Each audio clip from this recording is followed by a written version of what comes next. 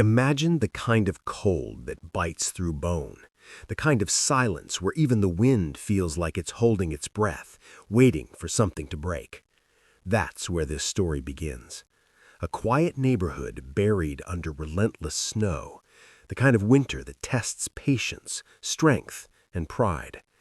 And in the middle of it all stood me, a man who had seen enough winters to know that survival wasn't about brute force, but about preparation, discipline, and a refusal to bend to arrogance.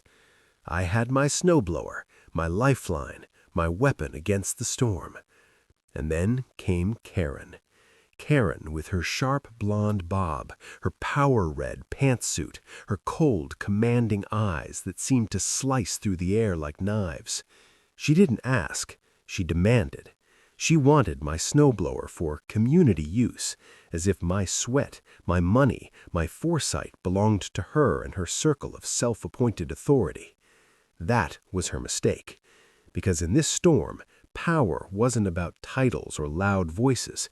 It was about who could endure the cold longest, and I was ready to let her freeze until she learned the meaning of humility. The first time she marched up my driveway, her heels clicking against the icy pavement, I could see the frost curling around her breath.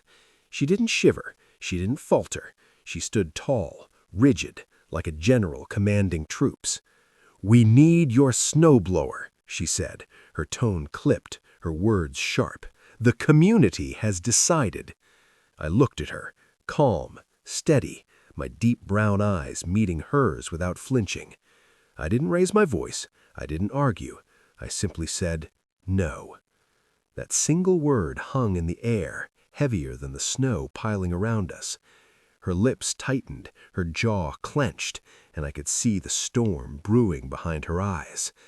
But I wasn't moved, because I knew something she didn't. Storms don't break men like me. They reveal them.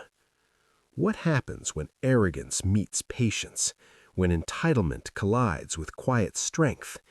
Stay with me, because this isn't just a story about snow. It's about power, revenge, and the kind of justice that doesn't come from courts or committees. It comes from the cold itself. Karen didn't take rejection well. She leaned closer, her perfume cutting through the icy air, her voice lowering into a hiss. "You think you can keep it to yourself? You think you're above everyone else?" I didn't answer. I didn't need to. My silence was louder than her fury.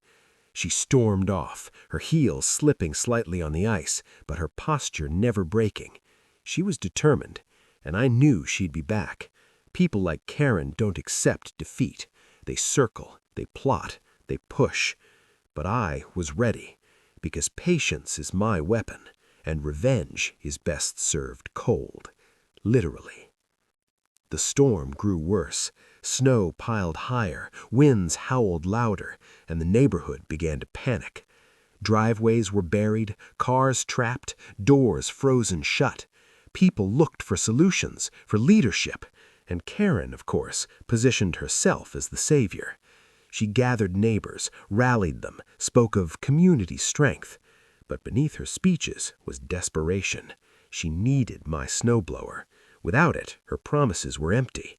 And every time she looked at me, standing tall, calm, shovel in hand, she knew I held the power she craved.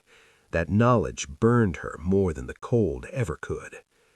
Imagine watching someone who thrives on control slowly unravel, piece by piece, as the storm strips away their authority.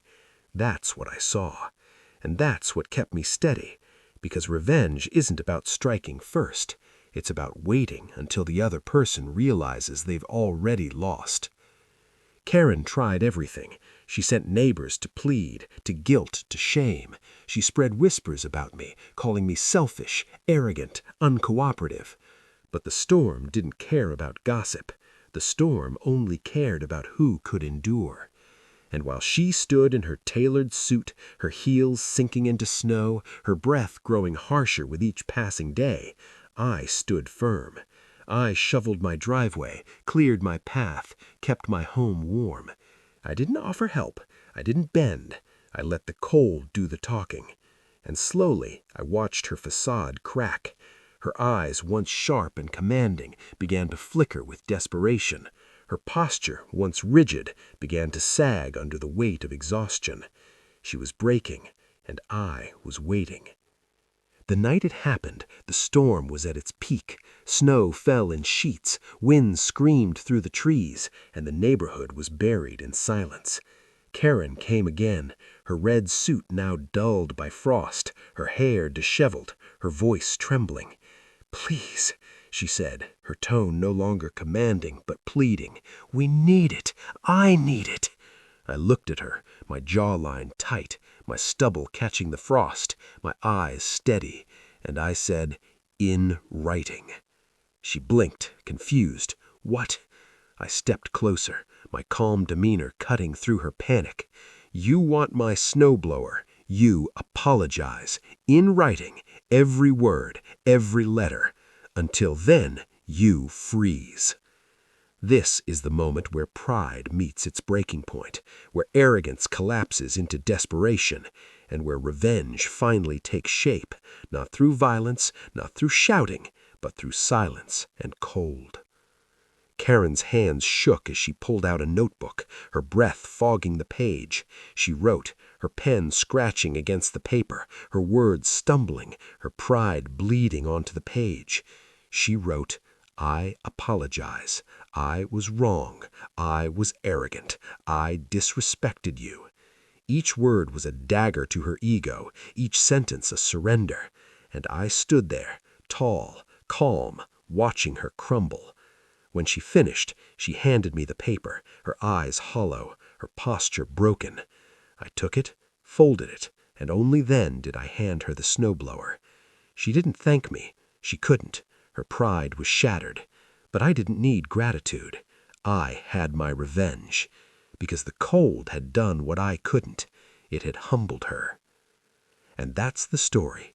A storm, a demand, a refusal, and revenge. Carved not by fists or laws, but by patience and ice. Karen thought she could command me, thought she could take what was mine. But in the end, she learned the truth. Power isn't about who speaks the loudest. It's about who can stand the longest in the cold. The storm didn't let up. If anything, it grew angrier, as though nature itself wanted to test how far Karen's pride could stretch before it snapped. The neighborhood was suffocating under the weight of snow, and every breath felt like inhaling shards of ice. I kept my calm routine, shoveling, clearing, maintaining warmth, while Karen's world collapsed around her. She had written the apology, but that didn't mean her humiliation was over. That was only the beginning. Because revenge isn't a single act, it's a slow burn, a lesson carved into memory so deep it never fades. Karen tried to mask her defeat. She strutted around with her usual rigid posture, her red suit now frayed at the edges, her bob haircut losing its sharpness. She told neighbors she had handled the situation, that she had secured resources. But I knew the truth. Every time she looked at me, her eyes betrayed her. Cold, commanding once, now flickering with resentment and shame. She hated that I had forced her hand, hated that her pride had been broken in ink, and I loved it. Because true revenge isn't about destroying someone, it's about making them live with the memory of their collapse. What's more chilling than a storm outside? The storm inside someone's pride, when they realize they've been beaten at their own game. Keep listening, because Karen's unraveling was only beginning, and I wasn't done teaching her what it meant to cross me. The days dragged on, each one colder than the last. The snowblower became her lifeline, but it was mine to control. I didn't let her keep it. She had to come back, again and again, each time with the weight of humiliation pressing harder on her shoulders. "May I borrow it?" she would say, her voice trembling, her eyes darting away from mine. and each time I would hold up the folded apology, reminding her of the price she had paid. She hated that paper more than the storm itself. It was her prison, her scar, her reminder that she had bent to me, and I made sure she never forgot. Neighbors began to notice. They saw Karen's cracks, her desperation, her faltering authority. Whispers spread, not about me, but about her. The woman who once commanded with icy confidence was now seen trudging through snow, begging for help, her red suit stained with frost. She tried to rally them, tried to regain control, but the storm had stripped her of power, and I stood tall, calm, watching her empire crumble. Revenge doesn't need an audience, but when it has one, the satisfaction doubles. Imagine watching someone who once towered over others shrink before your eyes, not because you shouted, not because you fought, but because you waited. That's the kind of revenge that lasts forever. One night, as the storm finally began to ease, Karen came again. Her heels were gone, replaced with boots caked in ice. Her hair was messy, her eyes hollow. She didn't demand, she didn't plead. She simply stood there, silent, waiting. I opened the door, the folded apology still in my hand. I didn't speak. I didn't need to. She knew. She turned and walked away, her shoulders slumped, her pride shattered beyond repair. And I knew then that the storm had done its work. She would never forget. She would never dare again. That's the beauty of revenge. It doesn't always roar. Sometimes it whispers. Sometimes it's the silence of a man standing tall while arrogance freezes and crumbles. Karen thought she could command me. She thought she could take what was mine. But in the end, she learned the truth. The cold doesn't bend to pride, and neither do I. Karen's silence after that night was louder than any of her speeches. She had been stripped of her armor, and though she tried to walk tall, the storm had carved cracks into her confidence that no tailored suit could hide. But revenge, real revenge, doesn't end with one apology. It lingers, it festers, it grows into something that haunts every step. And I wasn't finished, because I wanted her to feel the cold not just in her bones, but in her mind. I wanted her to remember that every time she looked at me, she was staring at the man who forced her to kneel without ever raising his voice. The neighborhood thawed slowly, but Karen's reputation didn't. People whispered about her collapse, about the night she scribbled her apology in the freezing dark. She tried to regain control, tried to host meetings, organize committees, but her voice no longer carried the same weight. Every time she spoke, someone remembered the paper. Every time she commanded, someone smirked at the thought of her begging. And I watched it all unfold, calm, steady, my deep brown eyes catching hers across the street, reminding her without words that I still held the folded note. That piece of paper was more powerful than any storm she could give. It was her prison, her leash, and I held it. What's worse than losing once?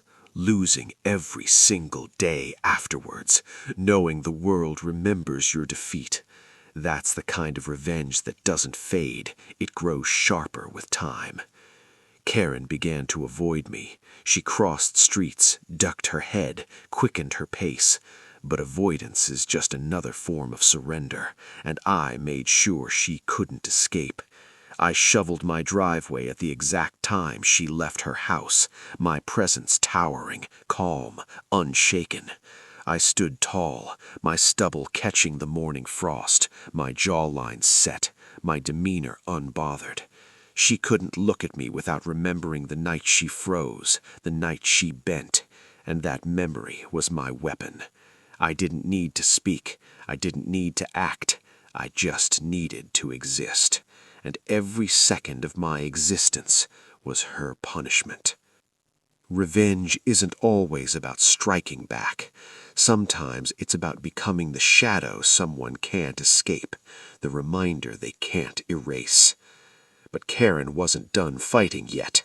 Pride doesn't die easily. One evening she tried again. She gathered a few neighbors, stood in her doorway, and spoke of community strength. Her voice was sharp, her posture rigid, her bob haircut freshly styled. She wanted to reclaim her throne, but as she spoke, her eyes flicked towards me, standing across the street, arms folded, calm, silent, and I saw it. The tremor in her voice, the hesitation in her words. She was performing, but the audience knew the truth. She wasn't strong, she was broken, and the storm had made sure everyone remembered. Imagine watching someone who once towered over others shrink before your eyes, not because you shouted, not because you fought, but because you waited. That's the kind of revenge that lasts forever. The final blow came weeks later. The snow had melted, the streets cleared, but the memory lingered.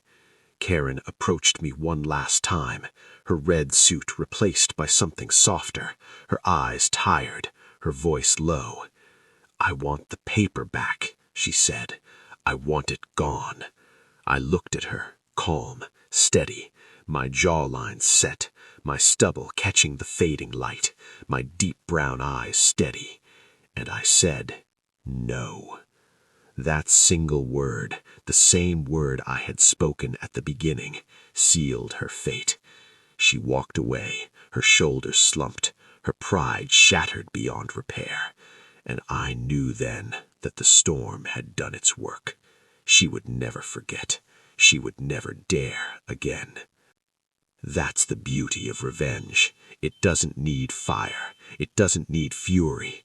Sometimes it's just a man standing tall, calm, letting the cold do the work. Karen thought she could command me. She thought she could take what was mine. But in the end, she learned the truth. Pride freezes, arrogance shatters, and silence can be the sharpest blade of all. Karen's obsession became her undoing.